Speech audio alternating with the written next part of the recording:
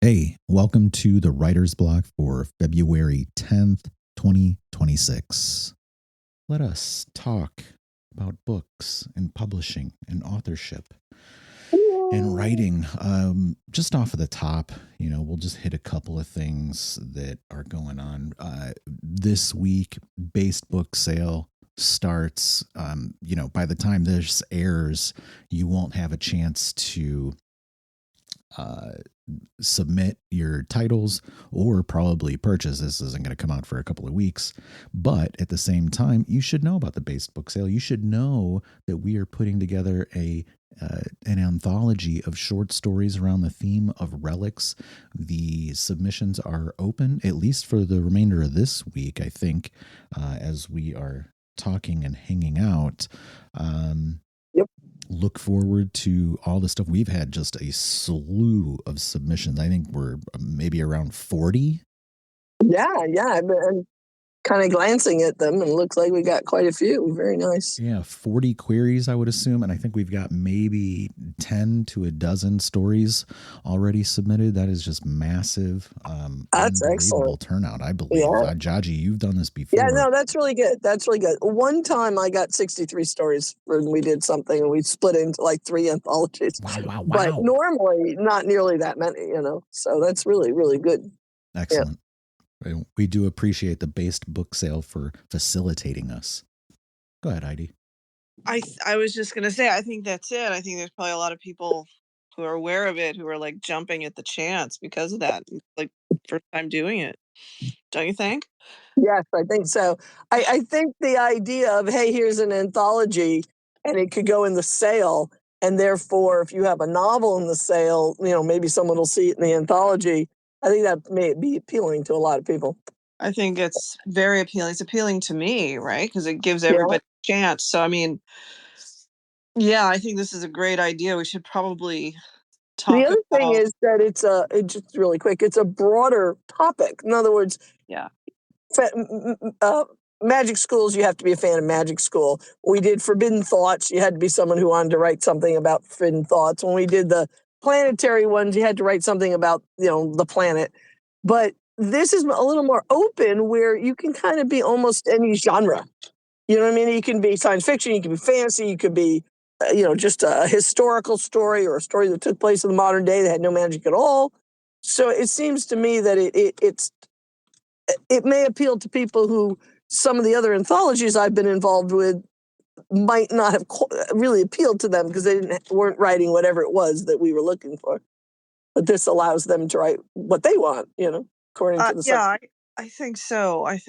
And I think that's part of it. I think also there's just a real desire, maybe an untapped desire to have something like this, where it's like, because the majority of the submissions are by men, if you've noticed. Us ladies are in the minority on this thing, and I think that's true. The Based Book Sale. Yes, it is. It's totally true. So it's the audience, but at the same time, I mean, maybe it's just because that's where we're coming from, but I think they feel comfortable coming in that way more so than they would submitting to anywhere traditionally, because they're just like, that's how I feel, even though in some ways I fit the profile. Not completely, but not just, other than the fact that I'm female. That's about it. Well, I wonder, I haven't really thought about this before, so I could be totally wrong. But I wonder if part of what's going on is women are a little more likely to conform to the current woke, for lack of a better word, standards. So if you're, the people who are taking a stand where they're saying, okay, I'm going to write something based, I'm not going to write something that's whatever the latest, thing they want us to put in that they won't publish if you don't put it in. I wonder if there are more guys who are out in the darkness, so to speak, with unable to reach an audience because they won't comply than women. I do know, there's a definite group of women among our group, but I do think it's a lot smaller than the group of men. And I've never really thought before about why that might be.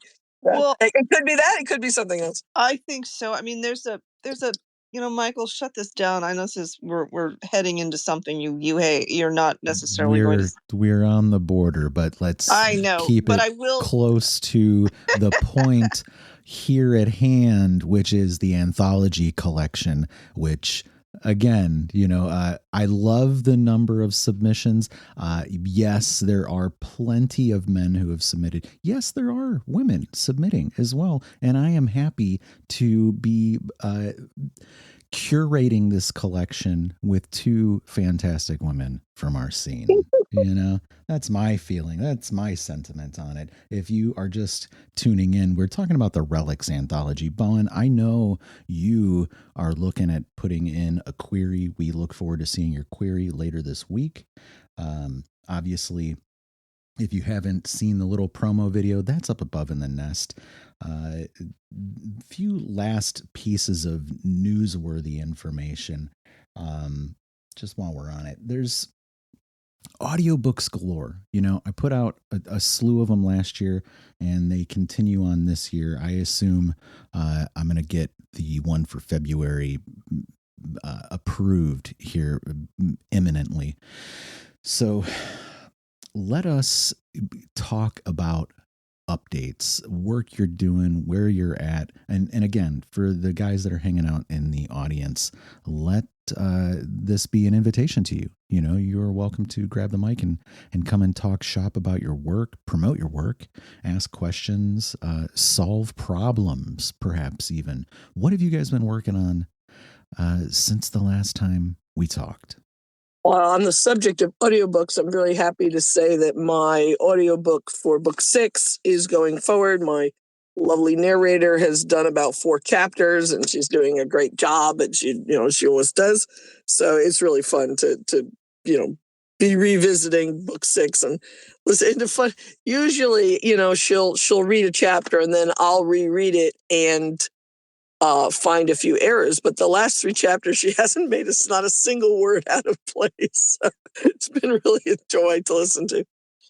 Glad to hear that. I know you were kind of at a bit of a bottleneck with some of that for a while, but it's good to see. I do really encourage everyone to get into audiobooks, and if you can produce it yourself in terms of reading or the actual audio work, what a cost-saving mechanism to add catalog and format for your audience, your listeners, and your readers. Appreciate that. This is the thing.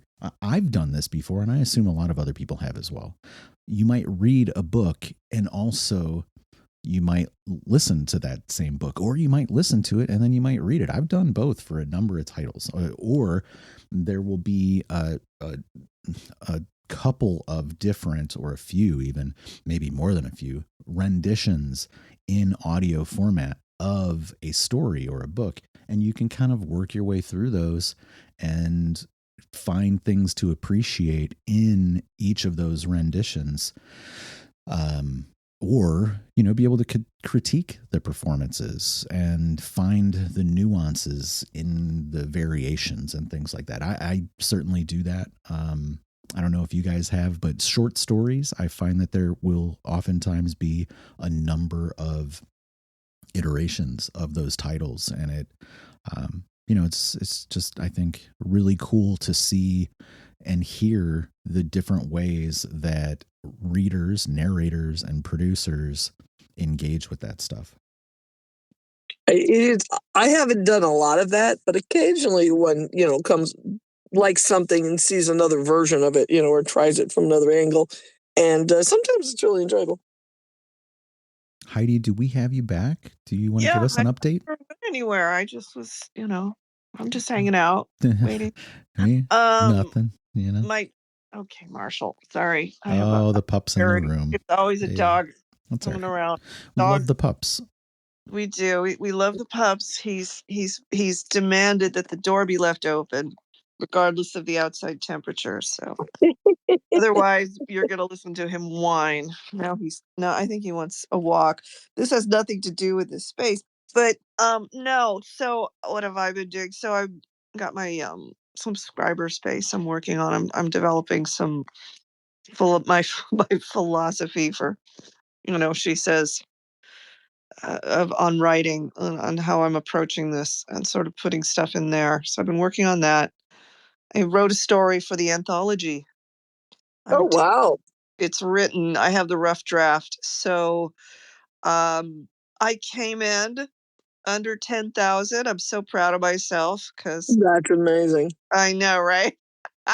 So I gotta edit it. I gotta go through it again, but I'm letting it sit for a little bit, so I could go back and catch what I didn't catch. Yep, So yep. there's that. I gotta start the audiobook for Jack's House. I have a preliminary version of it that I did when I was editing it. So I'm gonna start working on that and also I've been getting back into my longer novel for the second book in the Songless saga. So I'm finally got to this. I talked about this. I had these two characters that come in, and I have a sort of an ancillary story about them, which I have not written. So I've been toying with how to present them here. So it Yeah, because that's always a struggle. yeah, because I don't have that other book written, although I have what's going to happen in it more or less. I don't think that's going to change. But so I have to have them come in. So it took me a little bit. So I had to rewrite this section. And I think I kind of got a good standing. I've got another maybe couple of chapters they're going to be in going forward. But the issue was I needed to have them come in, not give away everything in the other book, and and on top of that, not make it annoying to the reader. It's like, who are these? You know what I mean? Where it's Yeah. like, Yep. you know what I'm saying. So it's like I was struggling with that a lot yesterday. So I was trying to figure out how can I bring them in and make everybody happy. Make the reader happy that they're not being just toyed with. So that was an interesting challenge. So we'll see how well I met it going I wish forward. you good luck with that. I ran into something kind of like that, not exactly, but so somebody I knew was putting out an Amelia anthology. And I thought, oh, I could write a little short story to go with my video and make it actually a story, where Amelia meets my main character, which I put out as a video. And then I realized that it's really difficult to write a story where one character lives in our world and is having trouble with people who involved, among other things, members of a monotheist religion that doesn't exist in the world of my character because there are no monotheist religions in that background. I'm like, how do I write this story so that both characters get to kind of represent themselves without contradicting it? I mean, do I put my character in our world? I don't think there's any point in putting the Amelia in my world because nobody else reading the anthology would be familiar with it. So I'm kind of stymied at the moment, even though I have a really simple short story of which I've written like a third of it. I don't know if I'm going to, finish it or not, but there's probably a way to do it. It's just I might just, put it in our world and not worry about the fact that I did that with the Christmas thing I did, where I didn't worry about the fact that they didn't have Christmas in the world that my little girl character was from. But I don't know. We'll see. We'll see what comes of it. I don't know if I'm going to figure it out or I'm just going to abandon the project, but it would be fun to write. It's a subject I'm really interested in enjoying, so I wouldn't mind being part of it. But yeah, so it's hard sometimes to figure out how to present something because that's just a matter of how do I present it? How much of the background do I include? Like I already decided, okay, I'm not going to bother calling her Lady Rachel Griffin. There's no reason for a short story, people who don't know my background, that I ever have to mention anything about her background of her family. I can just call her Rachel Griffin and things like that. So I have sympathy for you trying to present your characters without, revealing too much of what might be important to have come on stage in your other story. It's kind of a similar thing, though it's different. Yeah, I mean, you have to have that balance. I have a similar thing going on in the book I haven't written yet. That's the ancillary one with these two characters are the main characters. Um, uh, I have an idea about how I'm going to play that out, and I kind of had to do it because of a time thing. I couldn't have someone knowing the timeline in the world, so I had to have her come from another world. So that's why I did it that way. Isn't that ironic? Yeah, well, it's not that different from me trying to figure out how to handle trying to have two completely unrelated worlds without showing it in a short story. So I have a lot of sympathy. My other piece of news, which was really great for me, but is that I finally bridged. I have this whole story of my second romance book that I want to write, but we had added a beginning to it. Like we started the book before the game started. And I finally bridged those first 2.5 chapters to the stuff that's the actual plot and stuff. So that was actually a really big thing for me, because going forward should be, not that difficult. It should be similar to what I've done before. But getting to that part, figuring out how to present it, things like that, was really hard. And I still haven't quite finished. I need to go over it and tweak it a bit more. But just making that connection made me feel really good. I finally feel like the project's underway. So that was my other big thing I did in the last couple of days. Yeah, very good. Yeah, a lot of progress. I feel like I'm falling a little behind. I'll be honest with you. On a short story that I want to get out by May. I need to spend more time working on it. We juggle, but it is what it is. I have been making progress on the video for Exploring Our National Parks Volume 3. Heidi has been, very, very helpful with her time and watching the cuts as it develops and giving me feedback on how to improve it. And along with Chris Hackett, who I think I posted that up above in the nest. Did I? Maybe I did. Maybe I didn't. I should. We co-host together the Film 3 space. So the film, I would say, is, and Heidi, you can chime in on this too, is mostly in place. It is not necessarily polished, but everything that is going to be there is pretty much there. I have a little bit of voiceover to work on. I have a decent amount of music.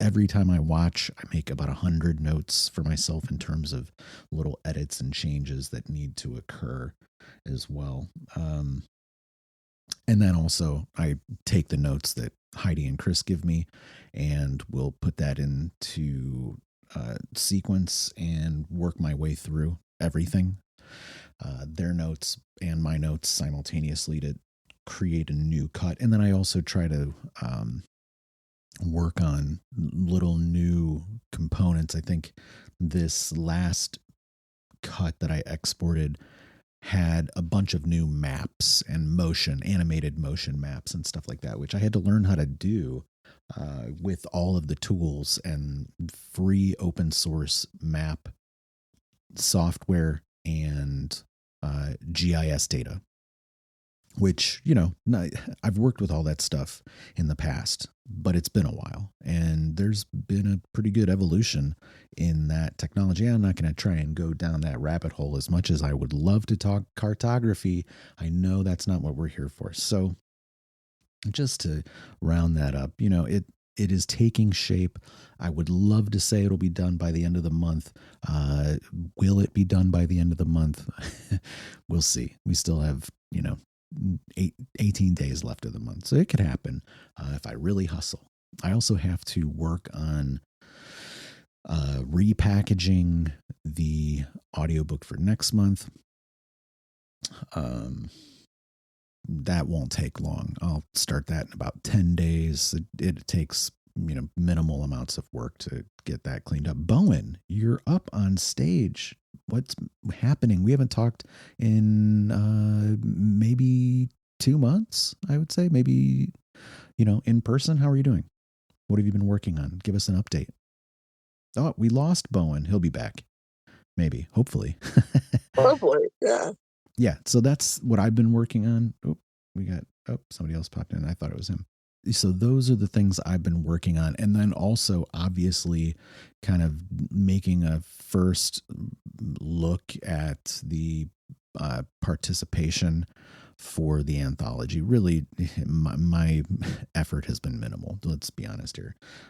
I put together a little promo video. I put together the post for the Substack and did the promo and pushing that around. But let's be clear, the community did the heavy lifting on getting the word out there and turning in the queries and submissions already. So yeah, but you did. I liked your video. I'm glad you mentioned it last time, because when I'd seen just the tweet, I just thought it was a picture. But when you mentioned it, I went back and looked at it, and I thought it was fun. Nice.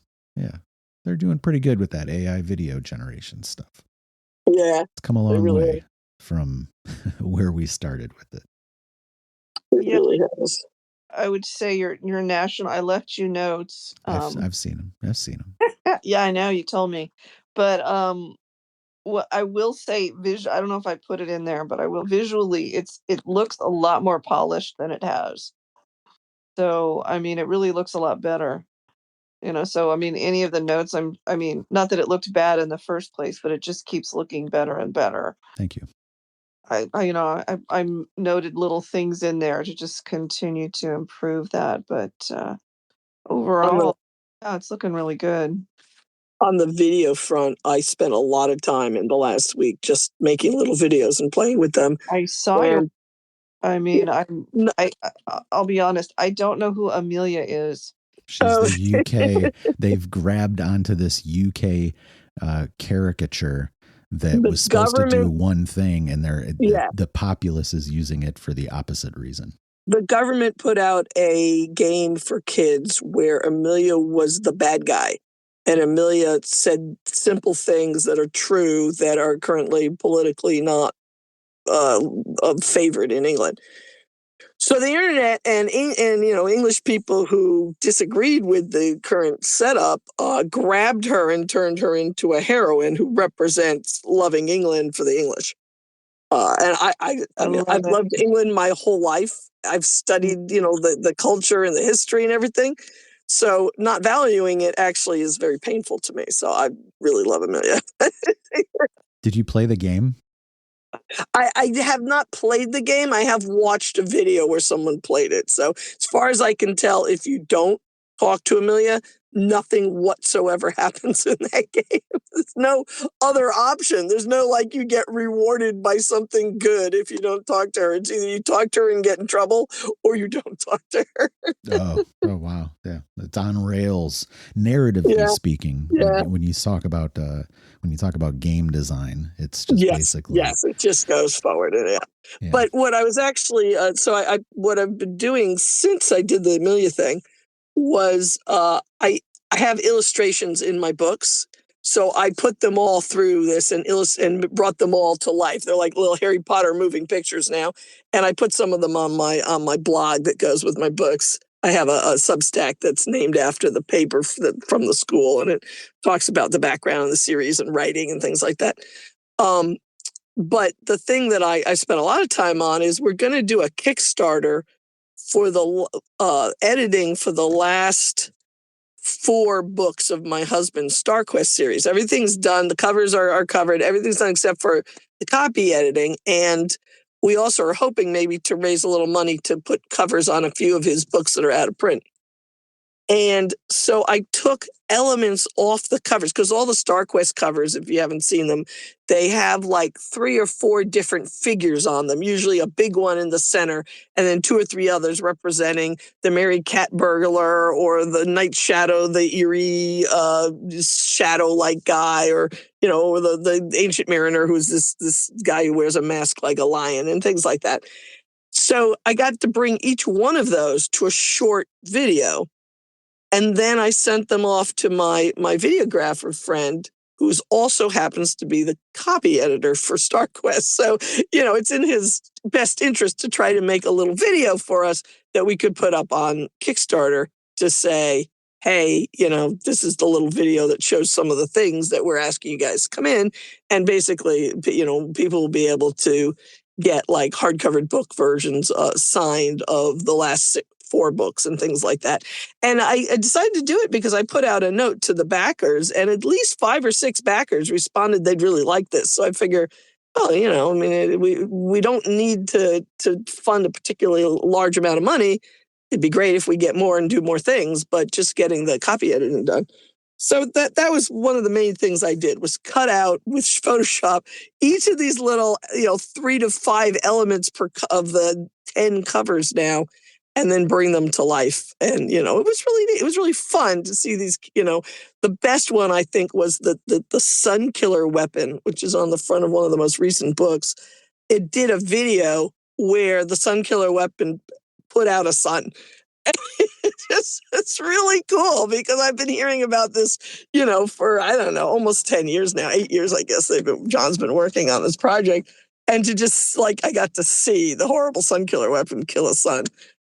Not that we want sons killed, but you guys understand what I mean. It was cool. We don't want sons killed. But what I do really like from what you're saying right now is what is called content marketing, basically.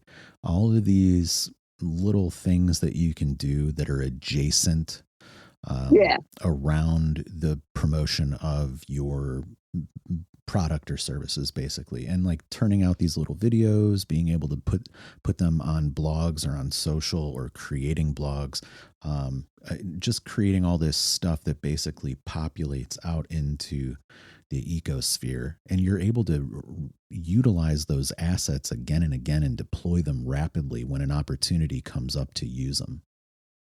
Yeah, that's a really good point, because of course, once you get one of these little things, or a video that you could use, or little pictures I put up, you have them. And if something else comes along, you're like, oh yeah, I have this video, or I have this clip that would work really well for that.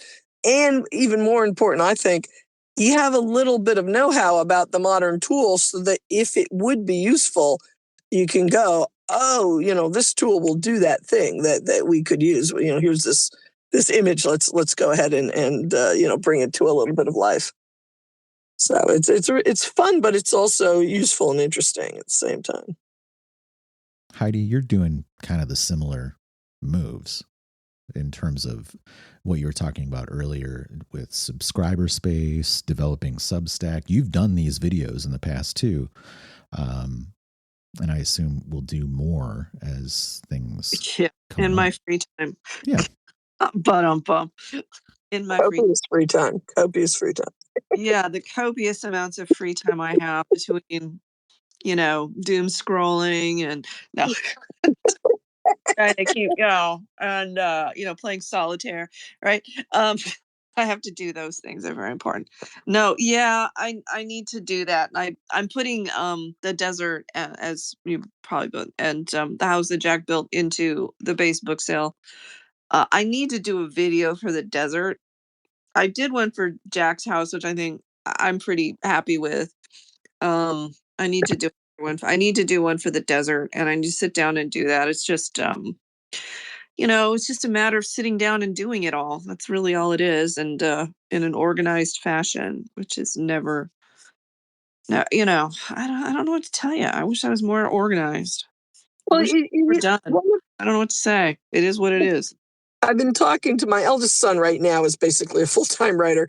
I mean, he's looking for a part-time job, but it hasn't come out yet that he's gotten one. So And I've been talking to him about this. I'm like, the really difficult part about being a writer is that you have to be self-motivated. And it's hard enough to be self-motivated about something like every day I'm going to sit down and I'm going to work on this book. But when you also have these other things you need to do, it's all part of the process. It's all something we need to do to market our goods and all that. But it's chaotic, It's like, is it really valuable that I spent all this time playing with these videos, or was I just wasting my time? I learned some things, but I'm never going to be a master at it. Well, and in on one hand, I think it's valuable because we're putting together a little video right now for a Kickstarter right now. But on the other hand, it's sometimes just really hard to tell, is this a really good use of my time? Is it a bad use of my time? And how am I going to fit it in? Because it's so unlike everything else I'm doing. So I think that one of the real struggles of a modern writer, because when I started, you didn't have to do any of this. I mean, you could if you wanted to, but the publishers were doing a lot of it, So, nowadays, one of our struggles is, how do we make judgments about how to use our time when we have all these different options, And I'm not in any way making any conclusion, because what's right, what works really well for one author might just be a time sink for another author. But it makes it harder because you have to both be self-motivated and choose correctly how to use your time on these different projects and lead our lives. Everybody has, families or animals or travel or whatever, we're doing that we also have to do, So I think it's really requires a sense of discernment and hope. Well, I mean, here's something to talk about. It's like, and it's this is the marketing side, right? That we're basically talking about. That's what those videos would be. They're really just marketing for the book. Yeah, that makes sense. And I get torn on here. And maybe Michael, you have some ideas. I see people who, writers on here that I know who basically every post they make is somehow selling their book one way or another, like, golly gosh gee, someone bought my book, and shows a picture of someone holding their book, and I thank you so much, and I wrote this, I wrote this book because this wasn't in this, just constantly posting about that. And I'm always torn on whether that's a good idea or a bad idea. I You touch on something that a friend of mine touched on Facebook about 2 days ago, when he posted a blurb where somebody had said, "Oh, look at that, posting on social media is actually selling books," or talking about my books on saw social media that. is actually selling books. And my friend's response was, "It's funny because when I talk more about my books on social media, sales actually go down. And I'm not sure what to do about it." And I had a lot of sympathy for him, but I thought, talking about your books on social media is not always that effective. You have to at least mention you have them, I think. But if you do it all the time, then people's eyes kind of glaze over. They stop looking at what you're saying, So I had a lot of sympathy for my poor friend who was, wondering why it wasn't working for him. Well, yeah, because it's sort of like, I mean, this is the thing. It's like, okay, we're doing the base book sale. Yeah, I'm going to post about my books because they're in the sale. So, I mean, the ebooks are. So, this is, when you do it, but it's sort of like, I, I think I wonder if I saw the same post you did. It's like the only way I sell my books is to post about them on social media. And it's sort of like, I don't do that on a regular basis. I mean, because I feel like I feel like it's God, the best way I can say it, it seems a little, I don't know the best way I can think to say it is ungentlemanly, does Yeah, that make yeah. sense? And Well, I think one of the major problems of the modern world is that a lot of, ordinary people, Christians, decent people, they're Christians or not, however you want to put it, don't like selling themselves. We'd really rather write and have someone else sell us. And when you do have to sell yourself, it's really hard to know where to draw the line. Do I mention my stuff once? Do I mention it 50 times? It, on one hand, you see people who are pushing harder and they're selling books and you're not. So you go, well, maybe I'm doing the wrong thing. On the other hand, you see people who are pushing their books all the time and they're also not selling and people are annoyed at them.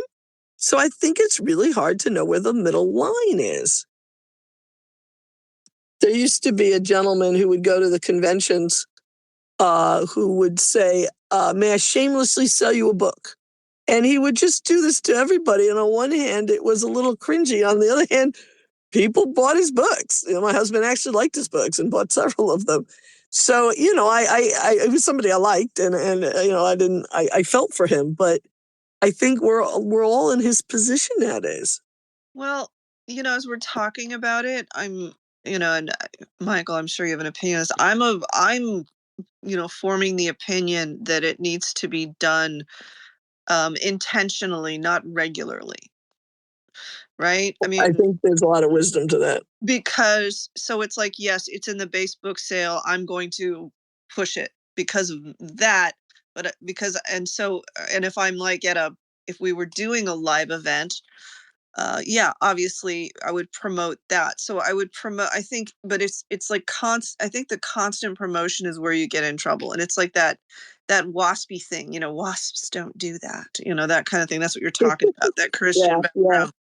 Well, one of the nice things about the base book sale is that we can push each other's books. You know what I mean? You can push the base book sale and your book is there, but you're also helping push the books of all these other people, and books you've read and liked or whatever. So you get a situation where it's a little easier to push than if it was just your book. Because it's a decent thing to help push other people's books, and it's hard to just push one's own book. And you want to put your book out there when someone's looking for it. Occasionally, I'll see things that saying, I'm looking for a book for a 13-year-old girl. And they just practically describe my book. I'm like, hi. But you don't want to push it when really the person is interested in something else and they're going to be bothered by you pushing it. So I don't know. I don't think there's any clear answer, but it's definitely the case that the current situation is uncomfortable for many of us. And much more so than it used to be. And I don't know what the answer is to that. For many of us, pushing our own books is very difficult, and that it's hard that we see people doing it too much and it's cringy. And we know people who don't do it enough. And it's hard to find the middle ground where you're sharing your book in a useful way. And I referred to a Facebook post where someone said, it's true, when I push my book, talk about my books on social media, I sell more. And my friend had posted this with the comment, that's too bad, because when I talk about my books on social media, the sales go down. So we're talking about trying to find that sweet spot between, and also how with the base book sale, it's good because we can push each other's books and our books are going along for the ride. So this is my perspective on it. I try to put out a kind of a balance of things that are, we're all promoting. Okay. We are all trying to move these units and watch the numbers go up. Let's just make that assumption and not feel guilty about it. The thing that I think, I personally try to do is put out two silos of things to participate in. Those things which I expect to be compensated for, and those things which I produce for free to participate in. These podcasts, for example, this is plenty of work that we do to manufacture these sessions and then put them out on podcast platforms. No cost. Again, these are really ways of being able to share value, hang out, and maybe there's a little bit of promotion along the way. And I don't feel bad when any of us do that or guests do that or anything. Again, also when I do interviews for the podcast sessions, those are me promoting all of these other authors or these other projects. And it is my hope that that is perceived as some kind of giving back to the scene, trying to champion the community, and putting a spotlight on folks that really need it. Plainly. Again, these are things that must be promoted, must be passed around to get ears on them, to create value for the guests that come on and do those interviews. Is there a return for me from that? Monetarily, no. But is there some kind of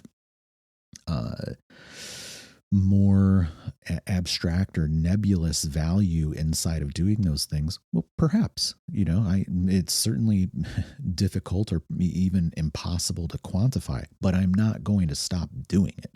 In fact, as you guys know, I have increased the number of interviews this year. I am looking to increase the total number of podcast sessions released this year, to the point where I'm probably going to put out a second episode this week, because I've been building back catalog and recording all of these sessions. So it really is my hope that they are valuable. We're getting responses from people who are listening to the material and appreciating it, getting in with other entities in our scene.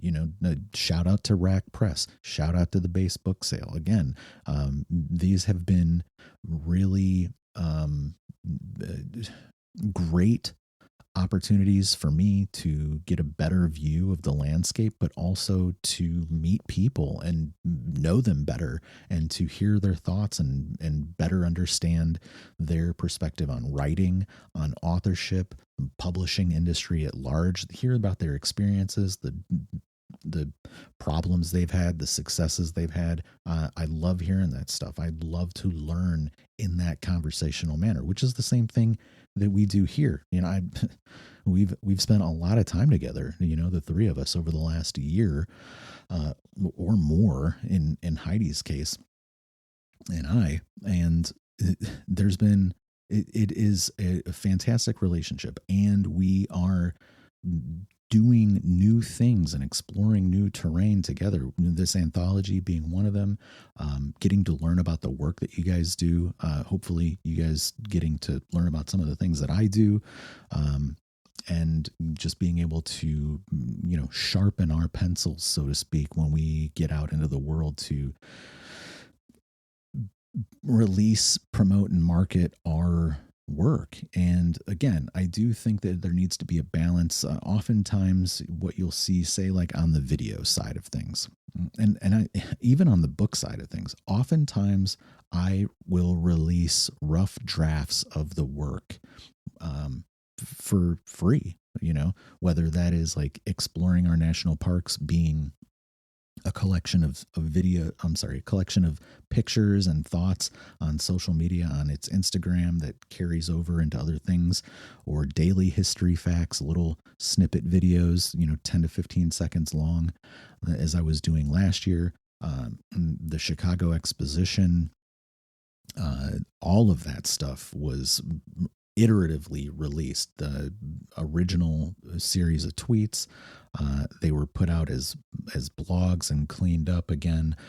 When the documentary was coming out, I released, or I premiered, I guess, showcased, I think, about 10 minutes of that footage as I was working on it in the early days, and have kind of put that out in different various formats over the years as well. There's again, to go back to that, there's a 47-minute cut, there's a 30-minute cut, maybe not ever released, there's a 20-minute cut, there's a 10-minute cut, a 5-minute cut, there's a 27-minute AI cut, there's a 4-minute AI cut. And that one has been out on social media. It is still even up on my YouTube, and it turned into one of my most popular videos. Is it selling books or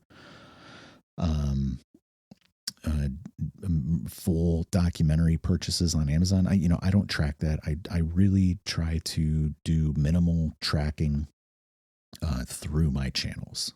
I'm happy to put the links there. I am not trying to grab all of this personal traffic data from individuals. I want to be as transparent about that stuff as possible. I don't like it happening to me, and I don't want to do it to other people. Obviously, the third-party platforms we use to distribute or promote are doing tracking. I can't do anything about that. Yes, we take advantage of that information. I assume all of you guys do. I certainly do. Many others do. And I learn from it.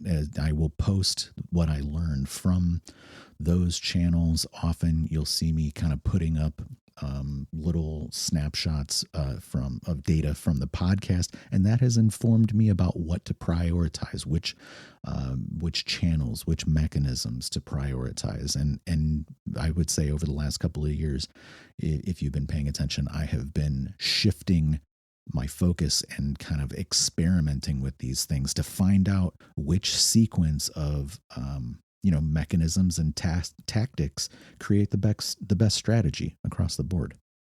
Yeah, I think the thing that I notice is really it needs to be, I mean, kind of what you're doing is it's not just shameless self-promotion. It's almost, isn't there sort of like I believe I've heard an 80-20 rule where of the promoting you're doing or of the Pareto principle of the content you're providing, 80% of it is altruistic and 20% of it would be the buy my book. I don't know if you agree with that or not, but I think that's an important thing to consider. And I think, Judge, you make a good point because authors were always sort of separated from this. Yeah. Yeah. And they so were, we could as I've mentioned before, that we were told there's nothing you can do to sell books except for write better books. So you were just writing books. Maybe the very, very, very top authors would like go around to bookstore signings, but the majority of guys, all you were doing was writing more books, and everything else was it was being sold mainly word of mouth, and they not that much they could do about it. So that everything they tried to put money in for advertising didn't work. It was just bookstores and word of mouth, and it was a really good situation for writers because we tend to not, for the most part, be people who really want to push our stuff. I mean, there are some authors who are really good at it, and there's some authors who really enjoy it, and I'm not in no way disparaging them. But this world where you have to write, but also kind of be a brand, it's very alienating for many authors. That's not what they're good at. If you're the kind of person who's willing to force yourself to sit by yourself for a year writing a book that you've rewritten and worked and thought with nobody involved, also being the kind of person who's good at going out and engaging people, some people fall in that category, but a tremendous number of us don't fall in that category. And I'm just keep praying that maybe something will come along that will kind of step in and fill in what used to be there. But in the meantime, we just have to learn to negotiate this, We have to learn to do things that make us uncomfortable. Yeah, and I think that's one of the reasons the base book sale is so effective is it's giving us the shield. Yeah. It's putting us under an umbrella. And I think that's one of the reasons everyone's applying to the anthology. It's so that it's not just, hey, look at me. It's like, hey, there's a whole group of us and this is what we represent. Right. Right. And I think it's easier. I mean, it's in a way we're rebuilding we're reinventing the wheel on some levels, but yes. But I think the wheel maybe needs to be reinvented a little bit because it's broken, so to speak. It's a broken wheel. It's a cracked broken wheel. Yeah, I mean, it needs to be retreaded. It's bare. The wheels are bald. Yeah. But I do think it's always easier if you can. A lot of us just enjoy pushing our friends more than we do enjoy pushing ourselves. So if that's why these things where we work together and we're like, oh, well, my book's in here, but let me show you all these other guys that I really, I love this book, or what I mean. I think it really makes it slightly easier for each of us. And I'm thinking, as we're talking about this, when we do this anthology, I think we need to really present it in that way. These are based book authors. And I think when the people that we're including, and however many of these we do, if we've got 40 really good submissions and we want to put them all in, I mean, obviously we can do more than one. We just can't do them all at the same time. But I think we can present this as a sampler. It's like, hey, all of these writers are writing this stuff, and I think maybe one of the things we do, I mean, tell me what you guys think. One of the things we do is either at the end or at the end of each story, list the author's other works. That's a good idea. When we do anthologies, we always have a little blurb at the bottom. There's no reason you can't have a blurb that includes a list of either all their works or their best works, depending on how many. I mean, you can't list 50 things, but you could list, a good 5 or even 10. Here's another option. Technologically speaking, in an ebook, we can put links. Yeah. Inside of a print book, we can put QR codes. Yeah, and I can make them for free, no cost, and also with no tracking. I think we should do that, because if we present this as a sampler, it's like I think, yeah. I love this idea because we want to present it in terms of, if you enjoy this story, here are more. More by this author. And so making it really easy to either put the links or the QR code, I think is a great idea. And, it's only a little extra space for each story to do that. No, so I mean, it's just like a page at the end. I mean, if we're going to do it, I mean, I think that let's create as much value as possible, and it can be used in many ways. I mean, not only as just an anthology of good stories, but also as a way to market. And that's what short stories have always been. Right. I mean, in the old days, the basic, what everyone was told way to get published was, you write short stories for the magazines and a publisher likes them and asks you to write a novel. And for years, that was how it was done, and we don't quite do it that way anymore. But this is kind of like that, which is you can present a short story and allow the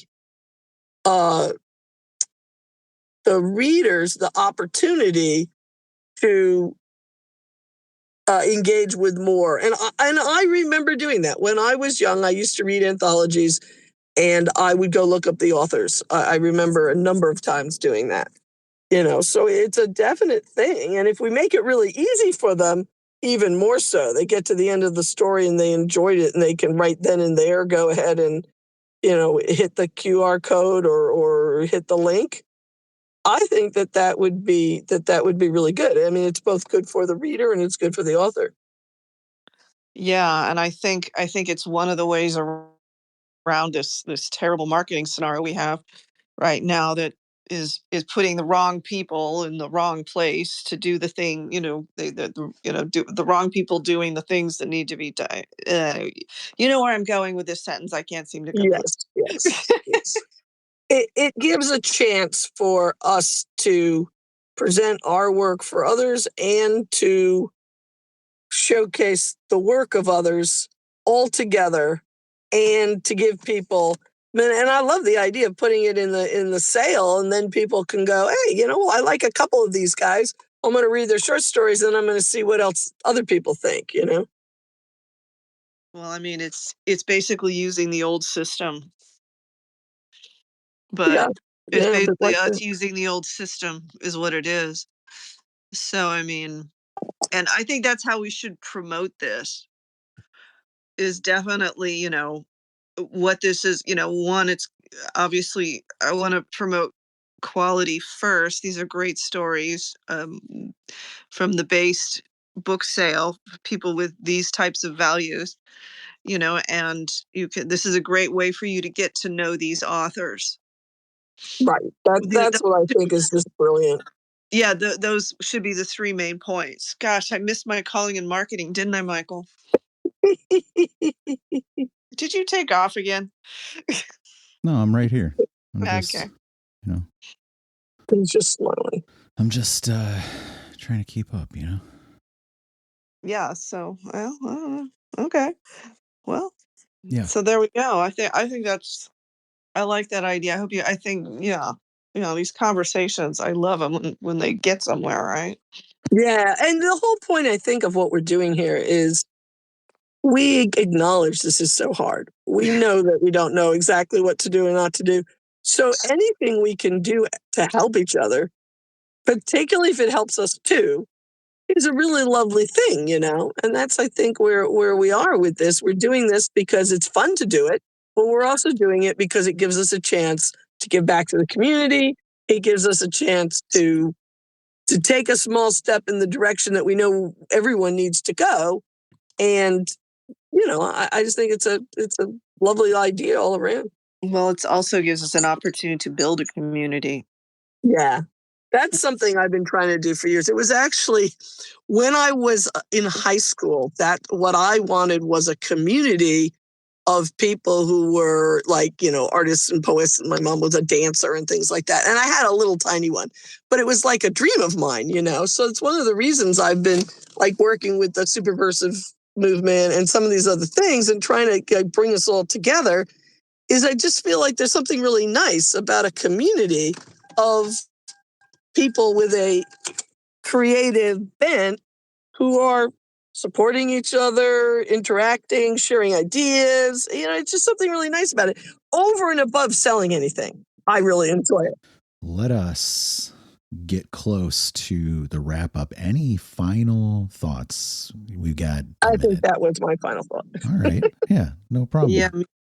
I think I like we actually got somewhere with this, because this is this constant complaint, and it's wonderful to complain about these things, but we actually found something to do about it, and I'm actually pretty excited about that.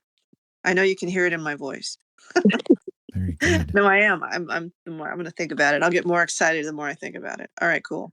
That's all I have to say. Fantastic. Well, this has gone well. Excellent conversation. I think we've made some, let's say, pragmatic sort of progress. We will return next week. Heidi will be hosting. We'll get that scheduled very soon. And then we'll talk again before too long.